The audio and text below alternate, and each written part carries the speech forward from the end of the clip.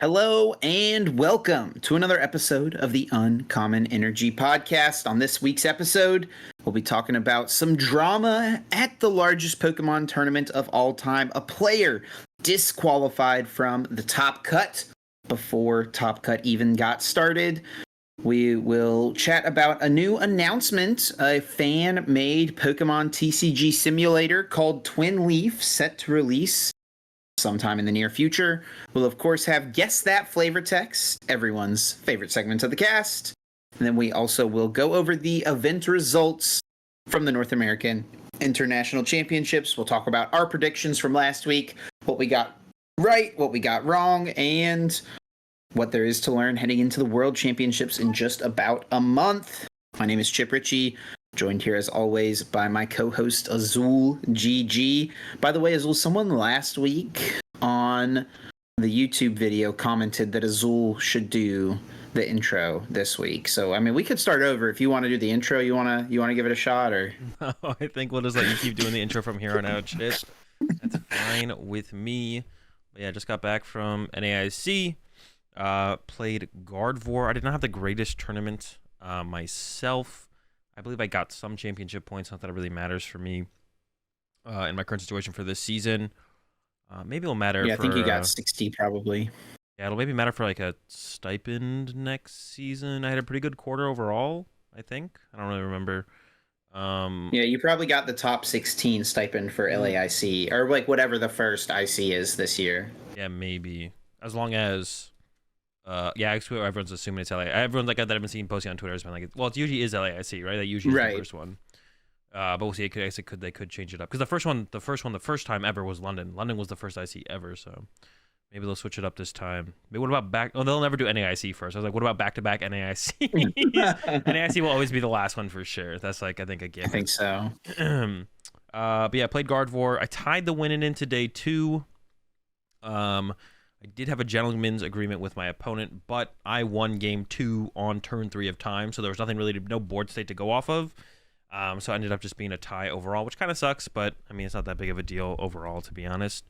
Not stressing about it. Did play Gardevoir.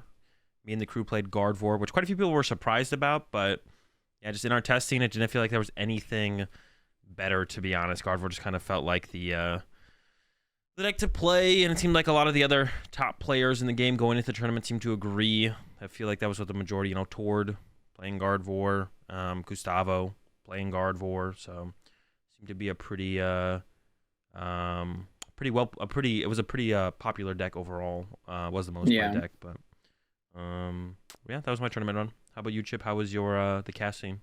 I didn't see you too much at the tournament.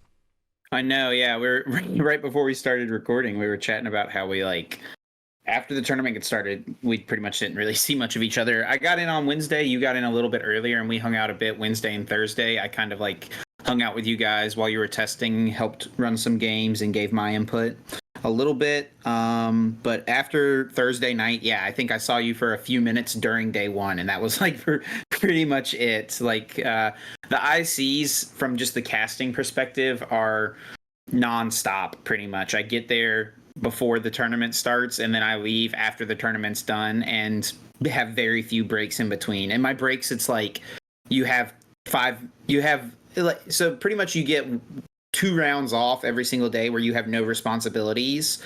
But during those rounds, it's you have to try to eat lunch and dinner, try to sit down and relax a little bit, but also you want to go out on the tournament floor and watch games that are happening. And it is a break during a round that is happening, so there's not really a chance to catch up with anyone because everyone's playing in the tournament still. But it's good, I love getting to do it. It was an absolute blast. Shout out to anyone who, in those few moments that I was out from backstage, came up, said hello. I really appreciate it. I'm sure plenty of people came up and chatted with you, Azul, just about your content and the podcast and all the other things that you do. But it was a great event. I had a blast. Thanks to Pokemon for bringing me out. My favorite part, for sure, outside of the event, though, was hanging out on Sunday after the finals had happened. There's a big food court area in the Columbus Convention Center where everyone kind of just ended up congregating. And I just remember there being a moment. I ran my cube with a few people. Puka was there and he ran his cube with a group of people, so we were doing like a double header cube. And I remember like kind of looking up from my game, hanging out with people at one point and just looking around the room, and it's like there's multiple international champions, world champions hanging out, tons of prize money and stuff. And it's like that stuff just doesn't even matter. Everyone's just hanging out and playing Pokemon. People are playing old formats, people were testing standard, people were cubing. People were doing like their own alternate little formats, GLC, just a ton of people hanging out playing Pokemon, other board games and stuff too. It was just kind of a pretty cool environment, honestly. I just kind of looked up, noticed it, kind of took it in for a second. And I love that stuff for sure. But it was a blast. Loved the NAIC. Yeah, the food court. I didn't like actually hang out in the food court very often myself, but yeah, every time I walked through it, because I was going back and forth to the Drury Hotel multiple times. Yeah, there was always people down there having a good time playing some poke. It was the spot to be for sure if you weren't playing in the main event or when the main event was over and everything like that.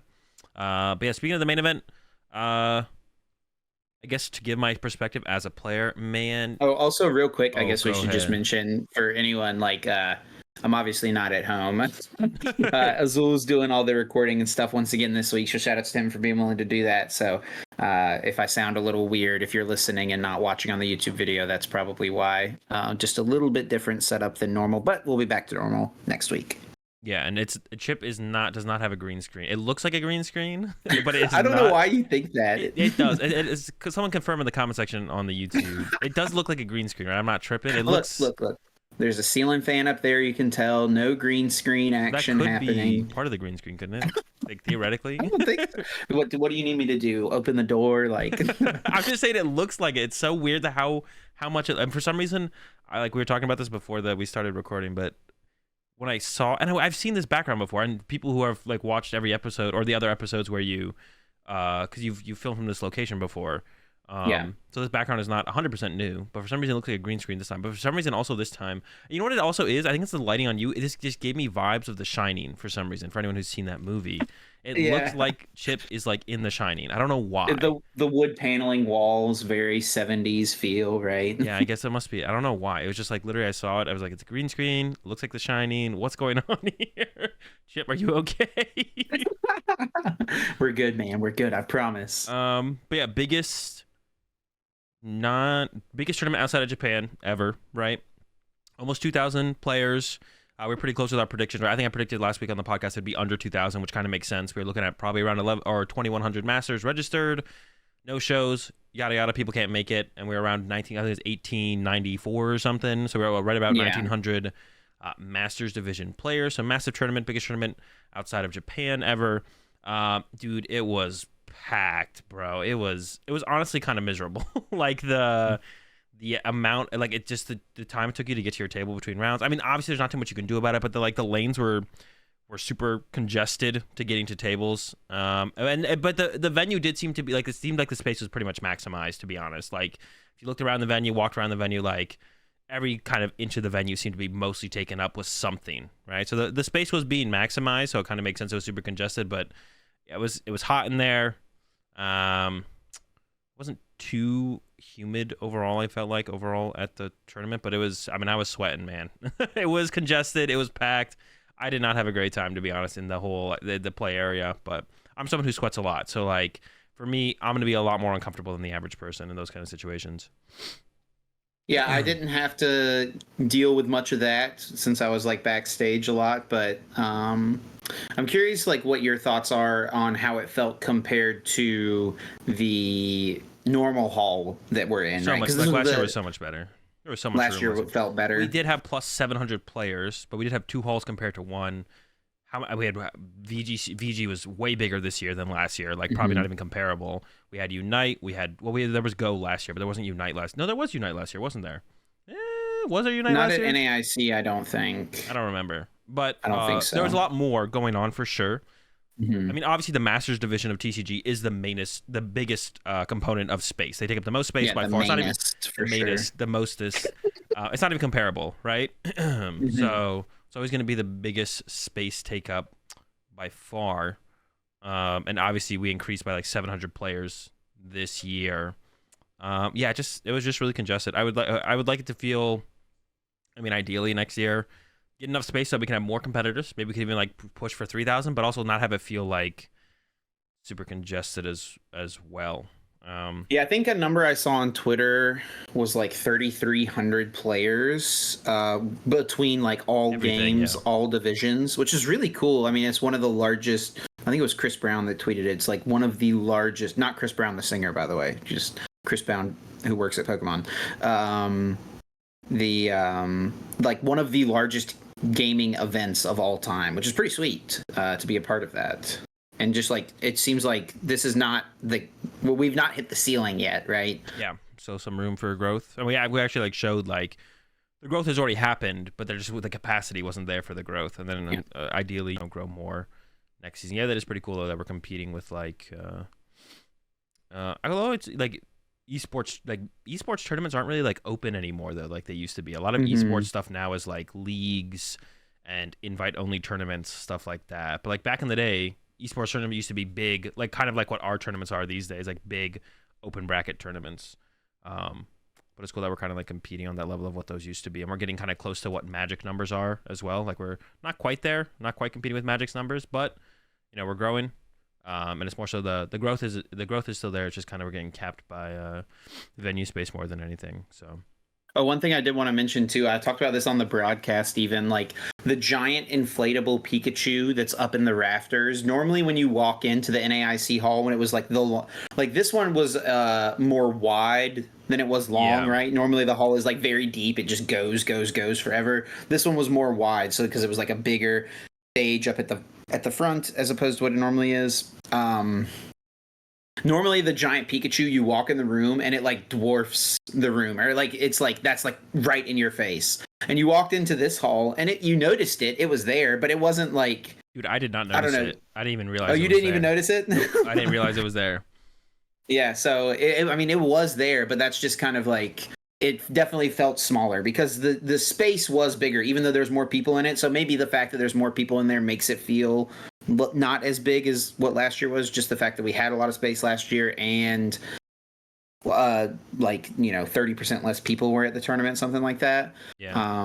Probably contributed there, but very cool to see. Hopefully we can keep selling more seats and Pokemon will keep up with the growth. Yeah, hopefully one thing I wanted to talk about was the fact that the event was just one single pod, because that's different from what NAIC normally is. We talked about this a couple weeks ago, how in the past NAIC and US Nationals before it were always podded, so they would basically break up the 1,000+ person tournament into two separate mini tournaments and then combine them all together into a new day 2. They didn't do that this year, which pros and cons, I don't really know, like upside downside. Theoretically you want the pods to be running at the same time anyway, right? But if one is super held up, you can move on with the orange pod while the blue pod falls behind. Did you notice anything as a player, Azul? I know on our end there was quite a few like really long delays with the stream where we were just trying to kill some time because there was like a long judge ruling that was happening. Is that something you noticed? It went pretty smooth actually, because I think we got out of there at like 9. Nothing felt like it was hung up too much. I think a potted tournament probably just runs smoother though. That's why they've done it in the past. So it'd be cool to see them do that moving forward. Although like that, what I've heard is that it's just really finicky, right? Just making the software do that is just really annoying to make it work. So that's probably why they've been not doing it, even in these bigger events. But it would be cool to see that them fix that issue and then kind of do that moving forward. It definitely felt like when you compared it to last year, but last year we had so much more space, so like that's why it also probably felt. But last year did feel like it ran a little bit smoother overall, and it was potted. But the tournament felt like it ran pretty smooth overall. Like I mean, yeah, like I said, we're out of there by like 9, so it felt like the tournament ran smooth. Didn't feel like there was any huge hiccups on at least on my end playing. I didn't play in day 2 as well, so I don't know if like anything happened in day 2 at all. Yeah, and it's like, long judge calls are going to happen in pretty much every tournament at some point, so it's just kind of part of it. But and then one other thing we did want to talk about before we get into our first real topic was that there was an announcement after the tournament was all said and done. They kind of closed the show out with this. The first few regionals of the 2024 season were announced. They announced tournaments in all parts of the world except Australia. So RIP Australia. Actually was like, I was talking about I was in the food court playing games and stuff in the convention center, and there was quite a few Australian players there, and they were all joking with each other like, oh, did you see all our regionals that got announced? Oh yeah, we have so many tournaments to look forward to. They were like all kind of just like drowning in their own pity, to be honest, to feel bad for the Australian players. But there were quite a few other tournaments announced. The first one being just 4 weeks after the World Championships. So it's going to be a quick turnaround between Worlds and the first tournament of the year. And that is going to be in Pittsburgh, Pennsylvania, September 8th through the 10th. I feel like it is usually like that seems like a standard time frame though. I should be honest. I remember one year was 2 weeks. I remember it was literally like 2 weeks and the first tournament happened after Worlds. But yeah, this is like a pretty standard time frame. I feel like is like 4 weeks. I think it's usually it's around about 4 weeks. I feel like it's usually less than like last Baltimore. I think it was 3 weeks after London. So, yeah, I think you're right actually. Yeah. So 4 weeks is actually probably on the longer side. But yeah, Pittsburgh. We've never been to Pittsburgh before. I don't think they've ever had a. Maybe way back in the day, back in like 2010, they had a regional championships. I don't think so. Definitely not since I've been around. There's not been one there. So first time Pittsburgh. I don't know. If they've ever been, I guess it's the Barcelona event in Europe is a special event. Yeah, because it's in Spain, and Spain has kind of like I think weird. Pretty much any event that happens in Spain is a special event. It's not a regionals, and I think it has to do with their like gaming laws.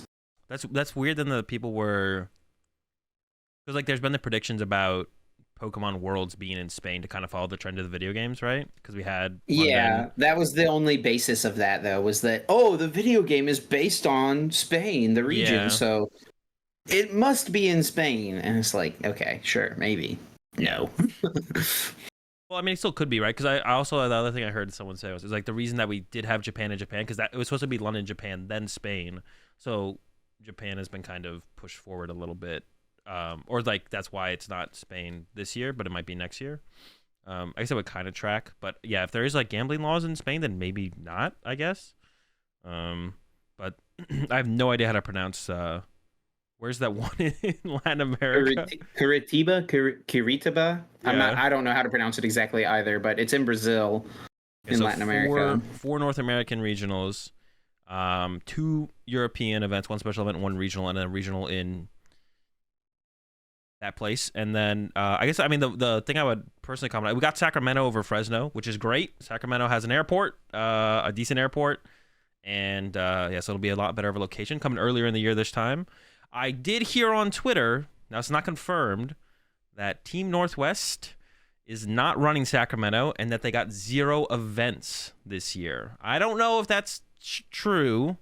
Just saw someone say it on Twitter. No clue if that's true. We won't know for a little while, I guess, confirmation on that. Maybe we do have some kind of confirmation on who's running these events. I don't know if we do. I'd assume Pittsburgh is overload. Same with Toronto.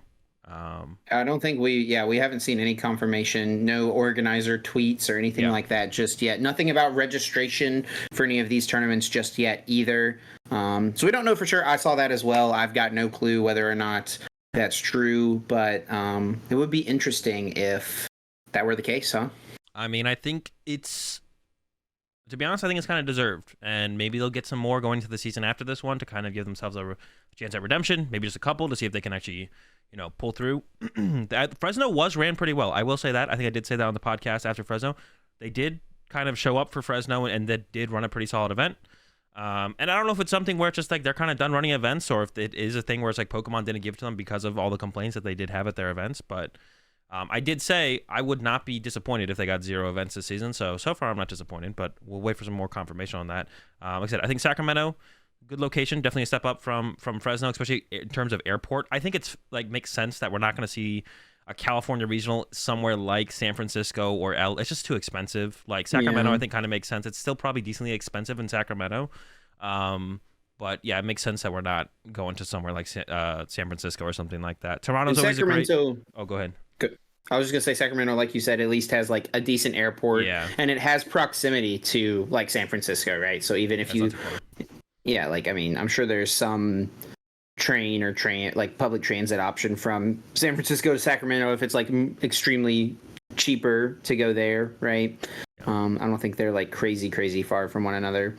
Yeah, I was gonna say we are going back to Peoria though, yeah. which is that's the disappointing one to me here. And I saw someone say on Twitter that whenever Anna, the host, announced that Peoria was one of the regionals, the crowd booed. I don't know if that's true or not. I was not in there, but I would not be surprised if that happened. Yeah, I was gonna say Toronto's a good location. Again, I think we're always gonna be going back to Toronto, which is solid. I like Toronto. But yeah, it's just tough, man. There's no air. It's so hard to get there. Like, you basically, like, I think a lot of people, if you aren't able to drive, now it is Midwest, which is good for a lot of people, right? It's a really good location for the people who can drive. Like, there's so many people who can drive to Midwest regionals, right? So that's good that it's still a Midwest regional. But there's no airport. Peoria technically has an airport, but it's so expensive to fly there, specifically for me. But I think everyone pretty much has the same complaint. It's pretty reasonable to fly into Chicago, and I think a lot of people last season or last couple times we've had in Peoria have flown into Chicago and then rented a car and drove, or like got picked up from a friend or something that's driving from Chicago. So that's usually one of the go-to ways to get there. But even that's like a 2-hour drive, I think, from Peoria. It's like 120 miles or something like that. So I don't know, man. Like, bringing it back to like Indianapolis or something, I think would have been like or even just put it in Columbus. They could have just like put a regional in Columbus. I don't think anyone would complain. Like, it's way better than Peoria. That the venue must just be like incredibly high value as far as like how much space they have, because it was like it was a big size venue. The venue itself, which one was to be Peoria? Honest, a lot of them kind of just run together, to be honest. But I don't, the ones that stand out as terrible, like, you remember, right? Like Baltimore was terrible. That event center was awful. Yeah, the bunker. Like, Peoria does not, like, it doesn't stand out as being amazing, but it doesn't stand out as being terrible. So like the fact that there's a decent event center that is definitely way cheaper to rent than somewhere like Chicago. I heard someone talking about how like One Piece has already had 2 regionals in Peoria this year. Like, in the last 6 months, there's been 2 One Piece regionals in Peoria. Like, it just has to be such a high value place to, from like an organization standpoint, to hold a tournament.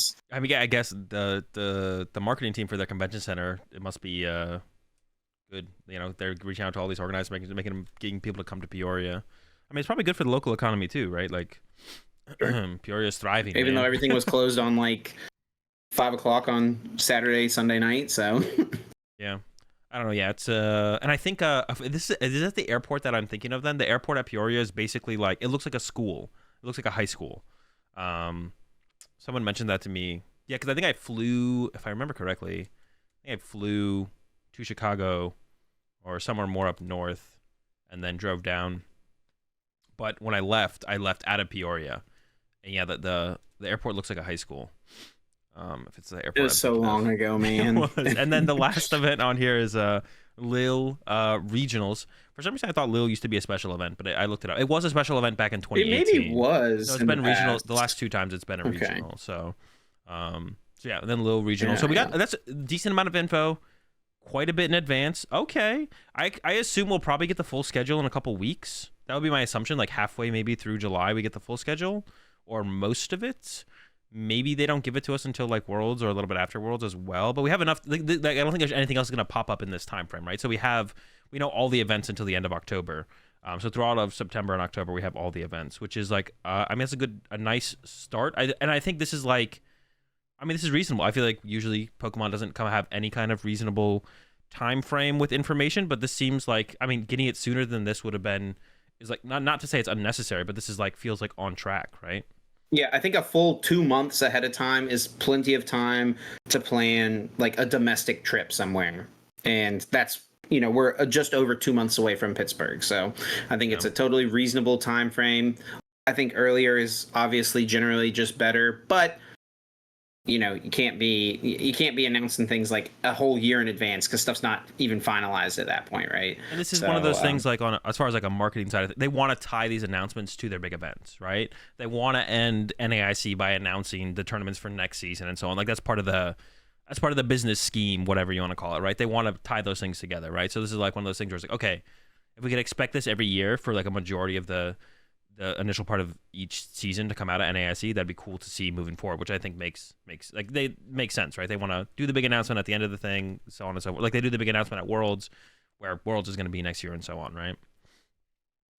We do need to move on because we've been chatting here for a little bit. But one more thing I do want to mention is just looking at this graphic, looking at this schedule. None of these tournaments are on the same weekend, right? That happens a lot of the time where different parts of the world, there's tournaments happening the same weekend. So it's kind of cool that they're all spaced out. Theoretically, someone could go to an event in Barcelona and then head to, Sacramento just a few weeks later, or the one in Brazil, like wherever they want to go. It's kind of cool that that option exists for people. Or even if you're not someone who wants to go to all of them, you can go to one and then you can chill at home and watch the other one potentially. So I definitely like that. That'd be good for me. That's content right there. I wonder if that means they're maybe going to try and be streaming more of the non-North American regionals will actually get streams. I wonder if that's... I think, did they stream? They streamed everything this calendar year, I think, in Europe, right? Like, no, but that wasn't TBCI though. That was Limitless. Yeah, Limitless did. But I wonder if we were going to get an official stream. Yeah, I mean, they're basically official streams. Like, Limitless puts on a great show over there. And I do think they get support from TPCI for that. If that's coming out of someone's pocket, bro, bless. I'm pretty sure they do. I don't know what's like public or what Limitless is set and stuff, but yeah, I'm not sure. I haven't seen anything, or I haven't really tried to poke around. But I wonder if that means maybe that's one of their. It's also, it would just be cool if that is like the way the whole schedule works out through the next season. Is everything is split up like that. Like, one of the things I wanted to go into do next season was go to a European regional. I don't think it'll probably be Lille, but maybe one of the ones later in the season.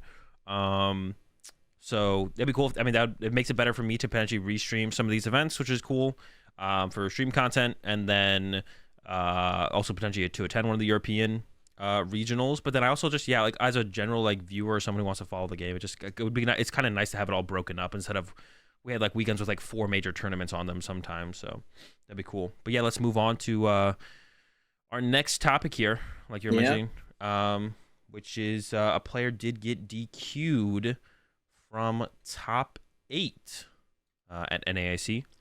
Yeah, so this is an interesting one, and someone definitely cursed this, by the way. I feel like, I think it might have been Pablo, or said on the broadcast, like, I don't feel like we've had any controversies or anything like that happen so far this tournament, partway through day 2, because it felt like everything had been going so smooth, and we're so used to, like, something ridiculous happening.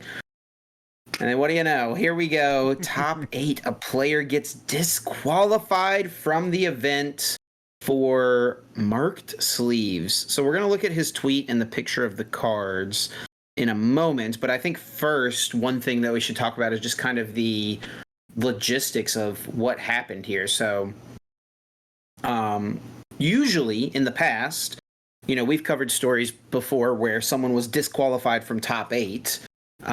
Usually when that happens, the person who would have been 9th gets bumped up to 8th place after the tournament in the final standing. So that person still gets like top 8 prizing and top 8 points, top 8 packs, all that stuff, but they don't get to play in top 8. Normally what they do is like, so say, I think in this case, it was the 2nd seed got disqualified. So the 2nd seed plays the 7th seed. The 7th seed just gets a free win in top 8 in this instance, and then moves on to top 4. But in this instance, and I think someone remind, maybe if this has happened before, feel free to chime in the comments. I think this might be the first time, at least that I can remember, where a player was disqualified from top cut, and then the 8th place or the 9th place person was bumped into top 8, and it changed the entire seeding of the bracket, and different people were playing different people. Now 1st seed is playing someone who was 8th seed who wasn't even supposed to be in top 8. 2nd and 7th, are 2 totally different people than they were previously. So it changed the whole bracket. But basically, because someone was removed from the tournament, 8th place was a different person and allowed to play in top cut, which I think is like, would you consider that a good thing, or do you like the way it has been done in the past? No, I think they should. If you determine that a player was unfairly obtained their placement in a tournament, Mm-hmm. and it can be fixed to, and it should be fixed to its maximum extent, which is like if with Toby being DQ'd from top 8. As long as the other top 8 matches haven't started, right? If the other top 8 matches had started for some reason, then it should just be locked up at that point, right? It's like, this is it, we're going forwards. But because the other top 8 matches hadn't started, the ninth seeded player, because theoretically, like everyone else in the tournament was cheated at the tournament, right? Because there's a player who unfairly obtained an advantage in the tournament.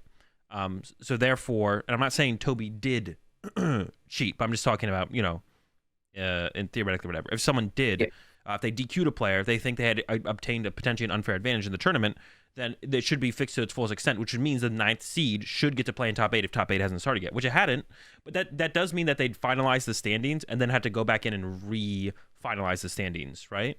Which I guess has been probably the argument in the past is why they haven't done it. And the example, I'm pretty sure, like, in the past, it's always been like, once the final standings are posted for top 8, that's it. We can't allow the 9th place person in. Well, that's what the announcement they always make, right? They always say, check your standings. Well, they do say, when they do say that, they say you'll have 2 minutes to check and to confirm your standings. After that, they're finalized. Right. But I assume Toby was DQ'd during deck check, right? So they took Toby's deck checked it, then DQ'd them, right? So that means that they were already like past that 2-minute point where they kind of make that announcement sometimes.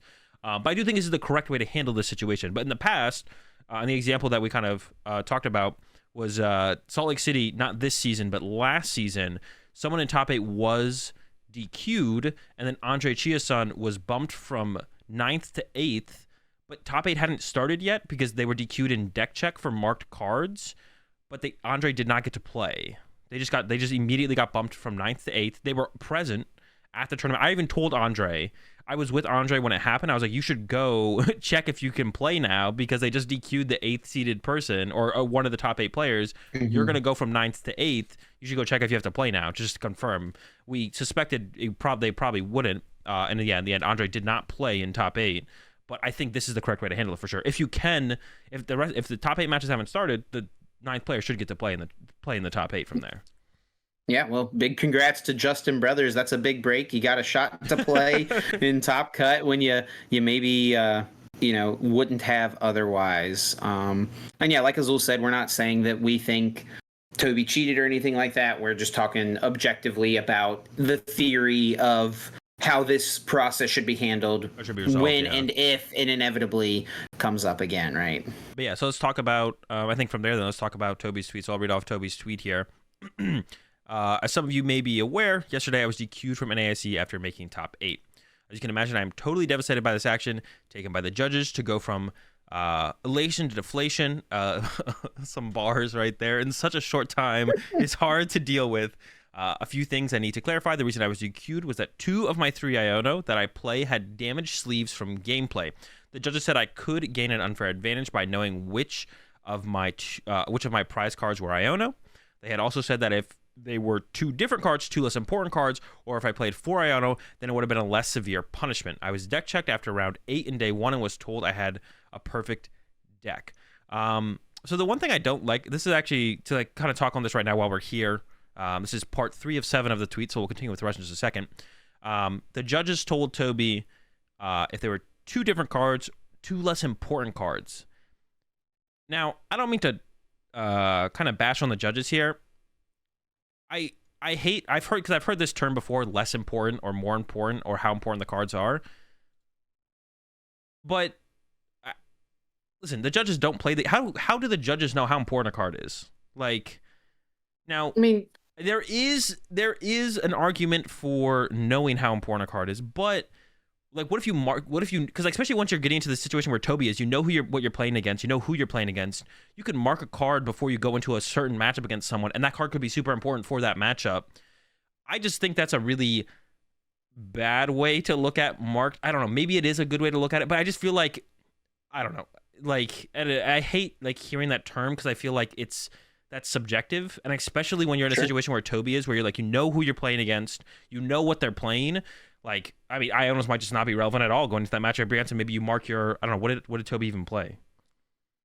Toby was playing Arctina. Maybe you mark your I don't know, they play a Spiritomb. Maybe you mark your Spiritomb. I guess you maybe then you make that analysis. I don't know. I always, that always kind of, I don't know how to explain it, but it always just puts me off a little bit when I hear judges use that term, important cards. I don't know. It does make me wonder, like, what two cards. If I was in Toby's shoes, I would have maybe asked the judge, okay, what two cards could have been marked for me to not be in this situation? Like anything that he plays, multiple of the two of them are marked, right? So I mean, is it two Ultra Ball? Well, theoretically, he gains an advantage because he knows there's two Ultra Ball in his prizes if he's marking his cards. Is it two Arceus V-Star? Is it two? Yeah, is it two Path to the Peak? Yeah, see, he played four of those. Yeah. Good against Guardian. Yeah, sure. This is what I'm saying. Like, how do you make that? I feel like it's really hard to make that analysis from, like, I'm not trying to like bash the judges. The judges are not as good as the players, though, pretty much ever at the Pokemon TCG, right? But that's to be assumed. So I don't know. I just don't like it when that term is used on the judging side of things, and it just irks me a little bit. I'm maybe just being a little bit what's the term I'm looking for? A little bit paranoid about. Not paranoid. It's just maybe it's a little bit unfair for me to feel irked by that, but it does irk me when I hear that the judge uses that term of that. They think that this card is important or not important, so that way it has an impact on a penalty. I don't know, it just irks me when I hear that, but I'm ready to move on if you are throughout the rest of this tweet. Yep, go ahead. Part 4 of 7. I resleeved just before round 10 on day 2. So they said they got deck checked on round 8 on day 1, and their deck was fine. Then they resleeved round 10 on day 2. There was at least 3 players that can confirm this as they watched me resleeve in the venue. After I won my win into top 8, I was deck checked again. You always get deck checked going into top 8 of any major tournament. As that is when they found the damaged sleeves. All I can say is that people who know me as someone that has never nor will ever cheat. I have been playing this great game for 10 years now. I've always loved it and played with enthusiasm and integrity. The most depressing thing about this is that my reputation will now be tarnished. I can deal with the loss of points, money, and packs, but to feel that I am seen as someone without integrity is the worst feeling ever. I will be in the venue today. If anyone wants to discuss it, I'm more than happy to. I look forward to seeing all my Pokemon family and friends in Japan, and will pick myself up and go again. And then there's a picture here of the sleeves and where they're damaged. The damage at the top left corner of the sleeves. And now when I first when I looked at the sleeves, I was like, there's nothing wrong with these sleeves. But then someone pointed out to me to the top left corner, they are bent. Now now I'm gonna go out here, not really on too far of a limit. I don't think this is not natural wear and tear of sleeves. This is what happens when you push your card into the sleeve, and then the sleeve kind of catches on the top of the card and creates a crease in the sleeve. So this is not from natural wear and tear. I don't know how this would ever naturally wear and tear on a sleeve. I can't actually think in my head how it could. I think it could happen if, you're like someone who's, while you're thinking, you maybe like tap the deck or something like that while you're shuffling, or like if your cards, sometimes when you're playing, the cards like slide up in the sleeves, especially if they're new sleeves. So you like set the whole deck down on the table and like kind of tap it down. Maybe if you put your finger on top, a sleeve could get pushed in like this. I think this is. But yeah, I will say, just while we're on the topic of the mark on the sleeves, there's a lot of people in the comments of his tweet here saying like, I don't see anything wrong with these sleeves. And it is hard, like you said yourself, you didn't notice it at first. It is hard to see. And I would also say this is probably a thing where like the picture itself doesn't do it justice. If you see these in person, like, once you recognize this sleeve, as like you've seen this type of damage on a sleeve before, right? Like you can picture exactly what. Well, that's what I'm saying. No, I don't think I have, because this is not natural wear and tear. That's what I'm saying. This is definitely from when they put the card in the sleeve. When they pushed the card down, the top of the sleeve got bent on it. So I've like almost never seen this on a sleeve. I think ever.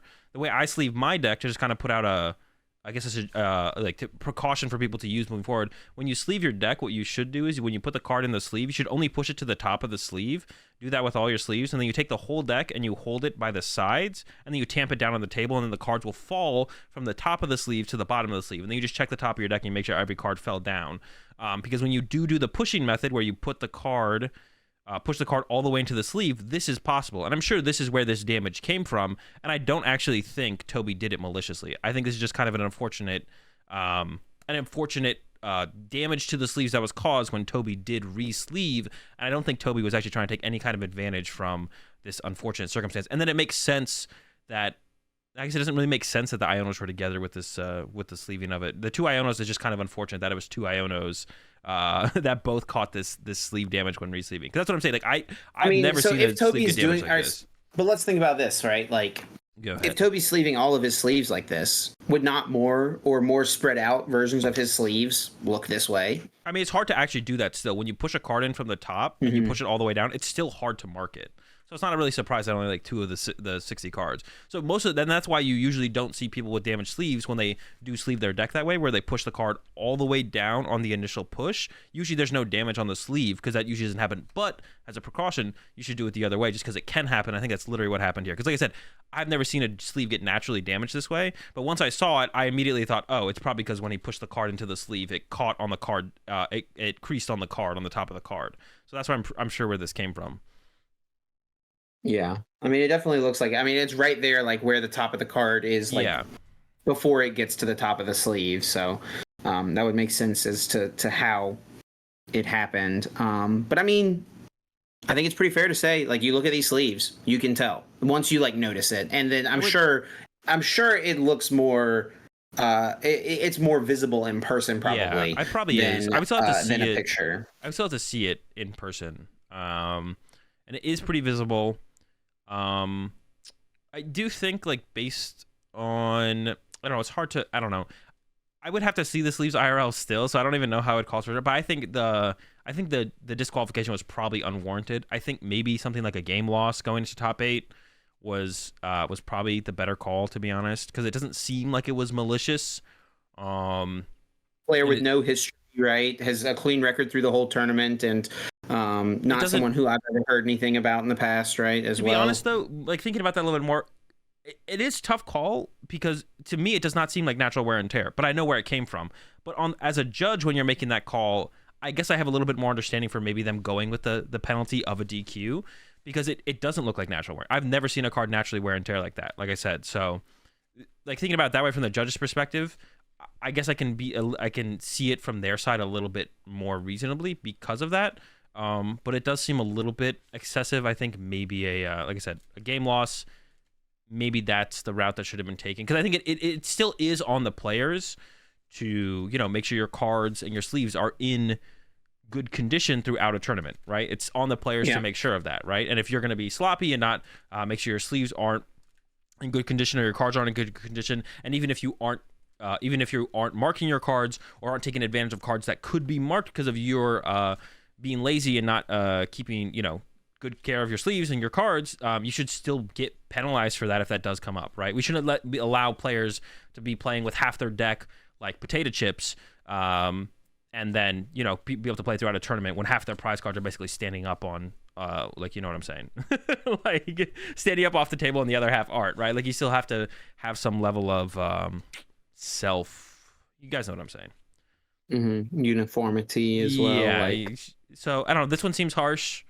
Now that I've kind of had more information, kind of seen everything, I think probably the DQ was too far. Maybe a game loss. Mm-hmm. But once again, like I said, here's something to think about. Yeah. I mean, oftentimes a DQ comes because it's really like it's two things, right? They believe someone cheated, or the possibility for them to gain an advantage was like extremely likely. And I think that's more the case here. And is that fair? Like, is it fair for someone to be disqualified from a tournament? Like, can a judge look at this and believe, like, okay, I don't think this person's cheating, but it is possible someone could have cheated in this way, so we should disqualify this person just to uphold tournament integrity? Does that make sense, what I'm saying? Yes, I think the answer is yes to that. I don't think this crosses that line, though, where they should have been DQ'd. But I think, yeah, if half of your deck is literally... Like, if half of your deck is, like, very obviously, like, I don't know, like, half the sleeves... Well, it doesn't have to be half the deck, though. A couple cards, like, yeah, you know what I'm saying? Like, if enough specific of the, cards, two specific important cards. I mean, yeah, it just kind of depends on the situation. There is definitely a line where, like, if you're not keeping your sleeves and cards in a good enough condition, however many that is, and into what condition that is, I don't know. But yeah, even if you aren't cheating, even if they don't think you're cheating, there's a certain point where like your cards are in such a condition that yeah, you should probably receive penalties of like game losses, match losses, DQs. But I don't think this quite crosses that line. One thing I was thinking about as well is, and I'm not sure if this was done, I would assume it probably wasn't, but I don't know for sure, is should the judges like try to take time to go and do a bit more of an investigation outside of just looking at the sleeves, right? Do they ever go and like talk to Toby's previous round opponents and ask, okay, because like, what is the potential advantage here, right? If Toby sees that there's a mark on his Iono and Iono gets set out in the prize cards, now he knows, okay, if I take this prize card, it's an Iono, so I could take it at an opportune time. Maybe you go back to his previous round opponents and say, okay, tell us about your game with Toby. Tell us about your round, whatever match. Tell us about your opponent. Did you notice anything out of the ordinary? And if none of the players like can point to, oh, my opponent did take their prizes in kind of like a weird way, you know, maybe that's a road worth going down to like just do a little bit deeper of an investigation instead of just looking at the deck itself. Maybe. I feel like that only ever leads to like the possibility of them having a harsher penalty, but it never leads to them potentially having a lighter penalty, right? Because you still want to work off the information that you have as the judges at hand for the situation. But if like someone says, oh yeah, they did do something really weird, you know, they drew their prize cards out of order. I mean, some people just that's like giving you the information that would lean towards, okay, this person did something sketchy. But unfortunately, some people just draw their prize cards out of order. So we already like start with the fact that some people just naturally do that for whatever reason. So most people don't, though. Yeah, most people don't. It's a very low percent. And you know, maybe just one other reason why you should just draw your prize cards in a normal inconspicuous order, but it's a wild concept for some people, and some people hate the idea that it is optimal to draw your prize cards in order, but it is a thing. So yeah, I mean, I don't know. I guess that could be okay. I don't know. It's like a lot more time to sink into. I'm sure they already took a decent amount of time. I'm sure there was a discussion amongst some of the higher up judges at the event already around the decision, right? So I'm sure they they took their time, looked through everything. There was a discussion. They talked to the player. I'm sure Toby, I hope, appealed it to any extent that they possibly could. I would hope so. And then you can go. I've heard and seen scenarios where the players, you know, ask the judges to, you know, prove that the cards are marked. I guess in this situation, they definitely are marked. It wouldn't be hard to lay out 10 cards and pick these 2 out of 10, probably. So right. I mean, they're definitely marked. I guess the question is just like, to what extent do you think the player was taking an advantage or trying to take an advantage of the marks, to be honest. But once again, I'd have to see them in real life too, because I think I did see a tweet somewhere where it was basically, this did not come up in Toby's tweets here, but where it was like almost impossible to actually tell that they were marked. So once again, I would have to see them IRL amongst other cards in the deck to see how apparent it actually was to be able to even see the marks. Like, I can see the marks now because I know where they are, but it's one of those things where, again, it's like hard for me to make too strong of a judgment call on it because of that. I haven't seen it myself IRL. Is it reasonable for like the level of tournament to lead to this being a harsher penalty? Like, is it possible that I think like if this happened at a League Cup, it's never a disqualification, right? Maybe they have them re-sleeve. At a League Cup, this honestly probably just doesn't even get caught, to be honest. Do they deck check going to top 8 at League Cups? Sometimes they do. I've been to cups that do. I've been to cups that don't. So it just totally depends. I'm sure you have as well, but yeah, like, I mean, at a regional, like, is it reasonable for like something like this to happen at a regional level and this becomes a standardized game loss in cut? And then if it happens at an international level, you know, this tournament level is a little bit more prestigious. There's more prizes on the line, more championship points. So we have to be a little harsher with the penalties. Is that like a reasonable thing to happen? I think penalties should be harder at. I mean, I think regionals should be held to the same standard as ICs, or ICs to the same standard as regionals, whatever way you want to look at it. So I think that should be uniform across those two levels of tournaments. And I guess Worlds should be about the same as well. I don't think like Worlds should be held to a higher standard. Cups and Challenges obviously should be held to a lower standard.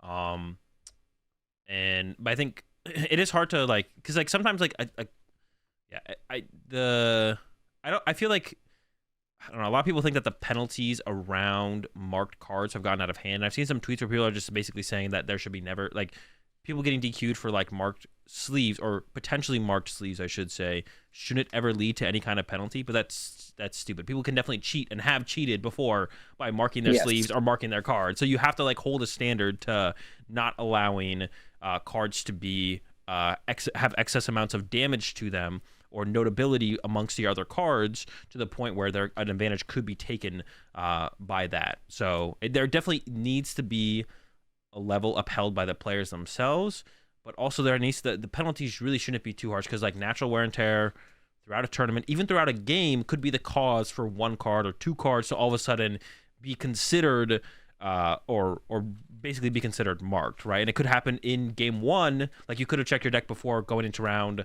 7 of a regional, and in game 1 you play it, when your cards gets like unfortunately marked, you don't notice it, but then you get like mid-round deck checked, right? And they take your game before you go into get your deck before you get into game 2, and they're like, okay, one of your sleeves is kind of messed up. You know, I don't think that should like always just like lead to like, I mean, it depends how messed up it is, of course, but I feel like that shouldn't always just lead to like a game loss or a DQ or match loss, right? There, I mean, it's a tough call, right? Because you don't want to have people being taken advantage of this stuff. And if it becomes the norm that marked cards and marked sleeves never lead to DQs or game losses or bans, then a lot more people are gonna cheat with it, right? Because it'll just be like, oh, once they get caught, they're just like, okay, here's a warning, and obviously if it happens again, it'll lead to a further punishment. But then they just don't do it for the rest of the tournament, right? So like they just see how far they can get with throughout the tournament, and then they just like stop doing it for the rest of the tournament. So there still needs to be a certain level upheld of card condition from the players, but I guess where that point is seems to be a little bit too harsh right now. Yep. I mean, I always want to think the best of people. I don't know Toby personally. Seems like a lot of people seem to think he's a pretty good guy, and this is not something that would be representative of what his character is like. So, I mean, I think it's reasonable to think that Toby was not being malicious here, but regardless, I think it's fair to look at these sleeves and say they are marked. Maybe the penalty's a little too harsh. Maybe a game loss would have been a sufficient enough penalty, right? Or even a match loss. Yeah, have they ever done a match loss in top 8 and just be like, we're going to give you the match loss, you still get your top 8 prizes, but you don't get to play, something like that. I don't know. That would feel kind of wonky to me, to be honest. Yeah, I mean, match loss is now an official thing in the rules. It is as well. So, which was it really not a thing officially in the rules before? I just always assumed it was a thing, but it was just game losses. But you could just get 2 game losses, I guess. Double game loss, yeah, I guess. Wait, no, double game loss is when each player receives a game loss, right? Yeah, that's different. Yeah, I guess while we're on that, that's not something we wrote down to talk about. But the other thing we could talk about briefly is time is now public knowledge. Yeah, an update to the rule book this past week in which it said at premier events, I don't know the exact verbiage or whatever, but pretty much at premier events, the time remaining in round is now public information. Whereas in the past, organizers would just put clocks up and it was kind of like on you to keep the time. And some organizers wouldn't even have clocks. Yeah, right? most did not have. Apparently in Europe, it's a standard though that there's clocks everywhere. And I guess based on the fact that there's clocks everywhere, you could ask the judges how much time is left in the round, and they would just tell you, which is now what you can do. You can ask a judge, and they'll look at their watch, and they'll tell you how much time is left.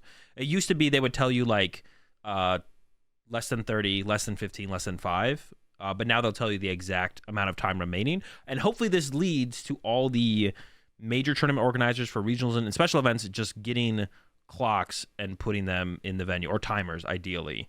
They always have them at timers ICs. up this weekend, yeah. Well, ICs always have timers, but regionals rarely, if ever, do. But apparently they do in Europe. Like in Europe, they have timers at every regional, every special event, apparently, or something like that. But hopefully, North America TOs adopt that and then start having clock or timers, ideally, not just clocks, timers around the event area, so everyone can just use those instead of, because otherwise, what's going to happen is a lot of people are going to be asking the judges how much time is left towards the end of rounds, right? And you don't want that. So just get some timers, put them up in the venue.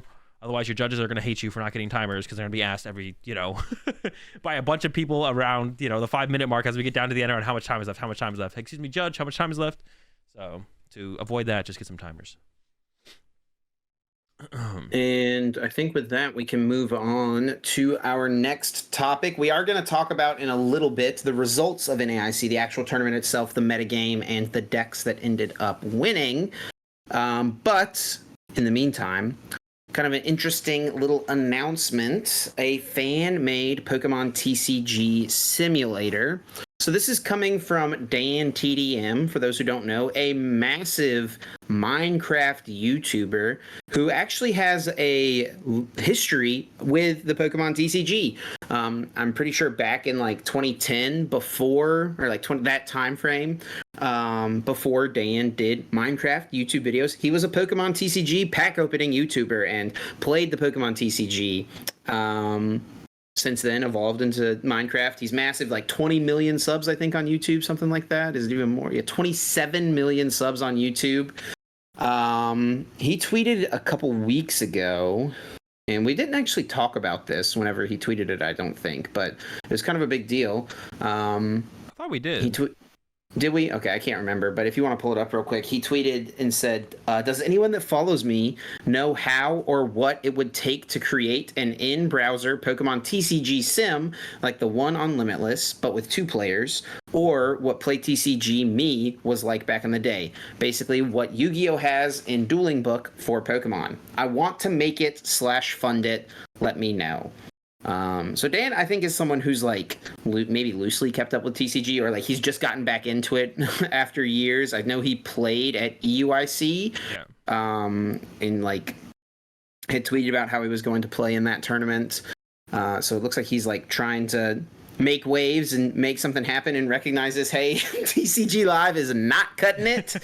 We got to make something else happen. And it's kind of interesting that it's what it takes. You know, a wildly successful fan of the game, like someone who's successful outside of the game, is just like successful in life, has the money, has the funds to be able to put something like this together, is willing to fund people to make something like this. Yeah, and then that's the project that they tweeted about. When did they tweet about this? The other day? Yesterday? Yeah, yesterday. Yeah.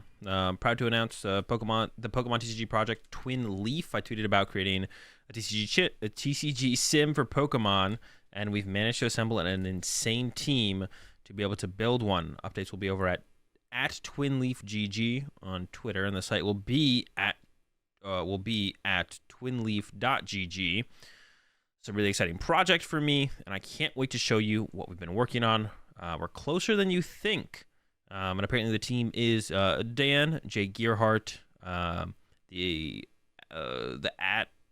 underscore EPSD, Jay Grimsey, and C4 underscore TCG. So some familiar names for probably quite a few people in the community, specifically Jay Gearhart. Most people know Jake at this point, especially if you're on Pokemon TCG Twitter. You've seen Jake's tweets. So yeah, a lot of like, I mean, it's cool to see the Pokemon community in general being heavily involved in this. And it's not just kind of like, you know, Dan going out of the way to just like hire an outside source to kind of work on it. I think it's really cool that, you know, people who are players, and then have even done other stuff in the game, like Jake Gearhart put together the Pokegear app site that I personally use for making decklist images. Pokegear.app is what Jay Gearhart made to make Pokemon TCG decklist images, and then Jay Grimsey is behind the PTCG Live web app as well. Pokestats Live. Pokestats Live, there. Not PTCG Live. Yeah, because don't credit him with that. Yeah, I don't think he wants it. Pokestats Live.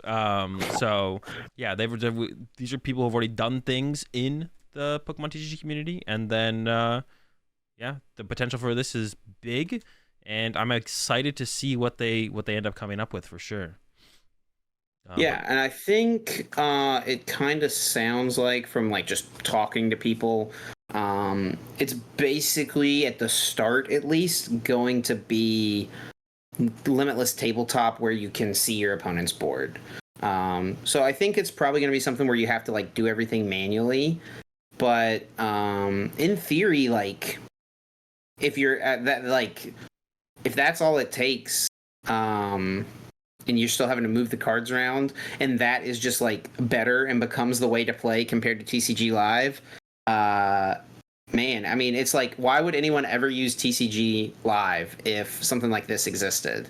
And I think that's where people are worried that there's like potential issues to arise for this project, such as copyright strikes or cease and desist. I'm not a lawyer. Azul's not a lawyer. We don't really know how all this stuff necessarily works. There was a little bit of discussion happening online regarding this, but I mean, I know like Pokemon Showdown is a thing that exists for the video game. They have their own, you know, battle simulator for like the Smogon singles format, but on Showdown they also do use the official VGC format. There's a separate ladder for that. And I mean, if you go to play.pokemonshowdown.com right now, or play.showdown.com maybe, it'll tell you how many people are online, and it's generally like at any point. Hang on, I typed in the wrong address. But generally at any point, like there's like thousands of people, like over 10,000 people online. It's just a lot. I wonder how many the game has concurrent, like on the ladder. Yeah, that's a good question. Yeah, it's play.pokemonshowdown.com. 20,000 users online right now. Yeah, right now. Look up how many people are playing. It says 2,200 active battles. You look up Scarlet and Violet. Oh, I don't know if you can. Oh, you mean like the actual video game? No way, right? How would I look that up? Google it, maybe it'll tell you. Just try. Yeah, Dillinger put out a tweet. Very exciting project to hear about, but I'm worried the amount of work being put in is just to be torn away due to legal issues, which I think seems reasonable, right? It seems reasonable that Pokemon, Big Pikachu, could come after them.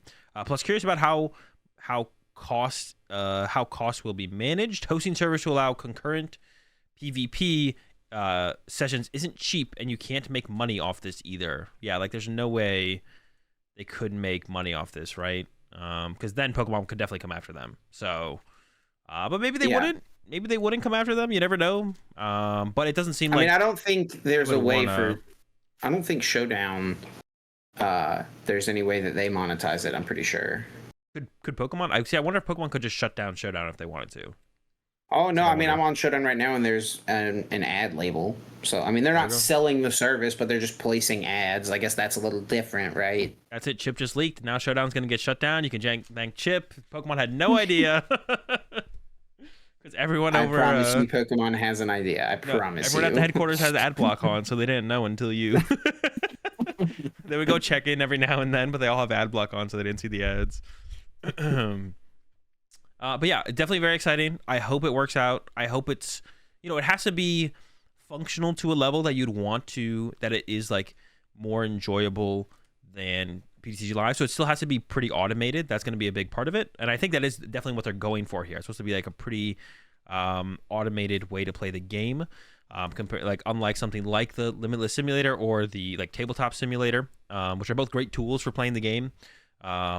Overall, especially now that we only have live or like testing new sets ahead of time, both those are decent tools. But it would be nice to have something that's a little bit more automated, especially when it comes to like potentially like streaming and stuff, and especially if there's like a real ranked ladder to play on as well. It could be a great way to like play the game and make content around as well. So I'm excited for that as someone who makes content and streams and stuff like that. If it's just a better way to play the Pokemon TCG than Pokemon TCG Live, then I mean, I'm down, to be honest. I'm down. So, also, I think I saw someone tweet the other day that there's potential for like old format stuff happening on that as well, eventually, maybe. So that's also something to like look forward to. I mean, I think you can you do old format on Play Limitless? I don't know why you couldn't, because it just goes by what card you input it, as long as they have it in their database. I mean, you'd want stuff to be automated, right? Like, I'm not trying to sit there and drag and drop everything. I mean, it would be better than TCG Live still. I mean, I currently would rather play TCG Live than Tabletop or than Limitless Simulator. That's what I'm saying. Like, it has to be more automated or as automated as. There is some stuff that is automated on Limitless, the Limitless Simulator, but not to the extent of PTCG Live. Sure. That's what I'm saying. It needs to it needs to be to that extent if it's really trying to be like a big, have like a decent player base on it and people actually playing the game. Because if it's all just drag and drop, we already have kind of drag and drop stuff to work with, so it needs to like be like a step above that. Hopefully. But yeah, I mean, excited for the project. Hopefully it does well, and hopefully it does not get shut down. That's like the biggest thing to potentially be afraid of, is it getting shutting down. But hopefully that doesn't happen.